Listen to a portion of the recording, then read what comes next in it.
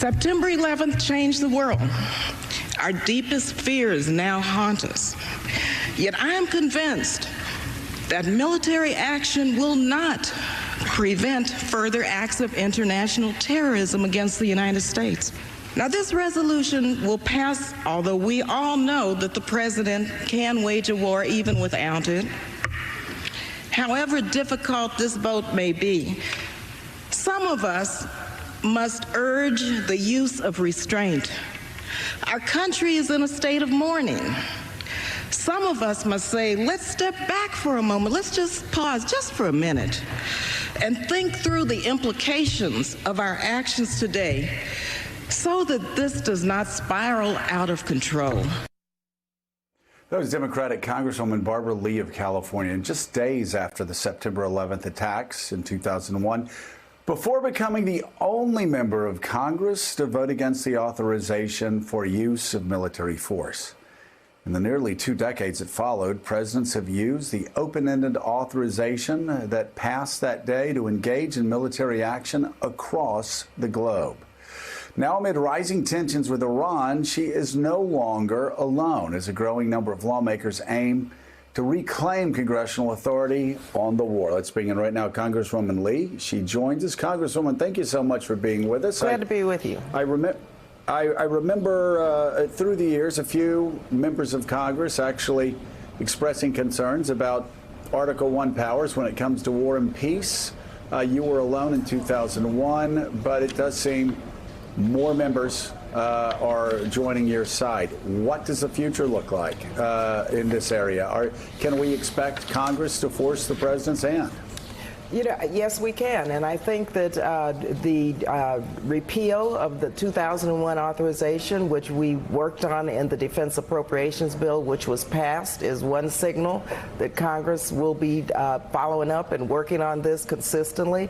We also repealed the 2002 Iraq resolution very recently in the National Defense Authorization Bill. We also passed, Congressman Joe Connor led, and I was a co-sponsor of the bill, which would make sure that the president comes to Congress if, in fact, he's considering the use of force against Iran. This has taken a long time, Joe, to build the kind of support, bipartisan support, but we've been persistent. I've been working each and every year to do that, and critical mass is developing. I think the people in our country are really sick and tired of wars. They're war weary. We have to do our job. Congress has been missing in action. The people really need to know the costs and consequences of going to war. I was going to ask about the bipartisan support because, you know, from the world in which I came, a world long gone, Republicans actually used to quote Cap Weinberger and Colin Powell, who said, you do not go to war unless you have very specific requirements, unless you have public support, unless it's not an open-ended war. And, you know, it was the Weinberger doctrine, it was the Powell doctrine. I would be sure that both of these gentlemen would be opposed to going into any war based on the 2001 resolution. So how is the Republican support coalescing around this idea? Do you have any co-sponsors yet? Slowly but surely. We had, I believe, 14 or 15 Republicans to vote with me repealing the 2002 resolution, the authorization to use force against Iraq. A couple of years ago, of course, the repeal of the 2001 resolution was passed in a bipartisan way in the Appropriations Committee, and then Speaker Ryan and, of course, Donald Trump decided they did not want that in, and they just arbitrarily took that out. So this is taking time, but many Republicans now are supporting my freestanding law that would repeal the authorization. And so we're building that support. Public sentiment is very important in this effort, but I have to tell you, you know, the right to dissent, and I'm thinking about now all of the attacks from this White House. Dissent and offering different points of views are so fundamental to our democracy. And in fact, I'm reminded of all of the death threats and all of the hate mail mail and all of the condemnations that I received right after that vote. It was horrible. The hate speech, it was a very difficult time. But we had to stay the course. And really now at this point, Republicans and Democrats are beginning to understand the costs and consequences of these wars that have cost so much in our treasure and our young men and women being put in harm's way. And they've done everything we've asked them to do. Congresswoman, it has now been more than a week. The president has delivered sustained attacks on 4 of your colleagues, 4 congresswomen of color, and he has questioned their patriotism, their love of country. He suggested they go back to where they came. 2 questions for you. First, simply, can you respond to that? First, those are racist comments. They are dangerous. Hate speech perpetuates and sets the stage for violence, and is very despicable. And here you have 4 women of color who have come with their life experiences. They have their points of views, and they're here to stay. I'm here to stay. And that's what I had to remind the country in 2001. I had my point of view about that 60-word authorization to use force. And I don't quite understand why this president, well, I do understand, I'll take that back, why he's doing that. First, it's a distraction. But secondly, he is playing into the worst, I think, of his base, who want to hear him just be as racist as he can be. And you see the kind of support that he is trying to generate to win re-election. That's why he's doing this. And finally, a second question is, his comments, his attacks came after a period of infighting between those congresswomen and Speaker Pelosi and others. There's certainly a sense of unity now. People are united against what the president has said. But are you concerned about the divisions within the party, or do you think it's healthy? We really don't have any divisions in the party. And when you look at the fact that we have passed, I think, 50 bills now over to the Senate, and we hope that the public will weigh in with Mitch McConnell so we can get them to the president's desk. Just last week, for example, we passed the raising the minimum wage to $15 an hour. We passed H.R. 1, protecting our democracy. We passed legislation to reduce the cost of prescription drugs. So we're doing our job in a unified way. We have different points of views in our caucus, but we come together on behalf of fighting for the American people, and we're working for the people. Congresswoman, you've been to Homestead, Florida. You've visited the detention centers.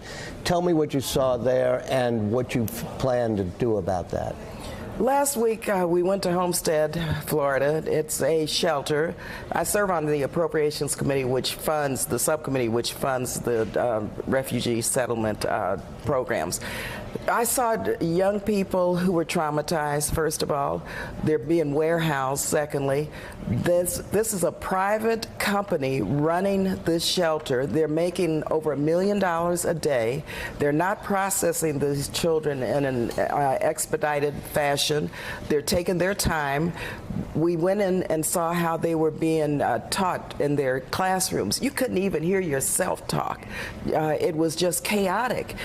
Also, there are no standards. This is not a licensed facility. There are no standards, no real programs for the children, and there are no mental health services which really address the trauma. And these children, all of them are traumatized. I mean, they had a long journey. They left their countries, which were very hostile toward them. They came through very hostile territory to get to the United States. They've been treated in a very inhumane fashion. Now they're being warehoused. So we've got to insist that this administration get these kids to their sponsors or to a licensed facility as soon as possible. It's really tragic what is taking place with these kids. So you've described that evil. I mean, it's just pure evil to my mind. What do you make of the change in the asylum policy? I mean, there's talk about the undocumented workers and the crisis at the border, but they're trying to change the actual laws on the books. So what do you make of the asylum? It again goes back to his white supremacist, white nationalist ideology and their policies. This is what he talked about. He's doing what his base and what he wants to do, and that is to stop immigrants from coming to our country who don't come from countries that look like me in terms of the historical connections. When you look at the immigration policy of this country, he called countries in Africa and in Central America, S-hole countries. He put up and has promoted a Muslim ban. He wants to make America white again, and that's what he's talking about. And he has said that very clearly. So that's what I think about it. It's just a continuation of, remember Steve Bannon, Steve Miller, Gorka, their entire white supremacist agenda, which in fact they're following up on. Yeah, they certainly are. Congresswoman, it is radical, and it's not only a radical split from where this country has been for 200 years, it's also a radical split from where even Ronald Reagan, who these Republicans love running around quoting all the time, Ronald Reagan's farewell speech to America, he talked about how America's vitality would only continue if we continued to welcome immigrants and refugees to this nation. And it's something that obviously these Republicans know nothing about anymore. They are radical, and they are divided from their own history. So anyway, Congresswoman, thank you so much for being with us. We greatly appreciate it. Come back soon, Barbara. Thank you. Glad to be with you. Thank you all very much for staying woke, as we say in my district. Okay, don't know about that. Time now for... Thanks for checking out MSNBC on YouTube, and make sure you subscribe to stay up to date on the day's biggest stories. And you can click on any of the videos around us to watch more from Morning Joe and MSNBC. Thanks so much for watching.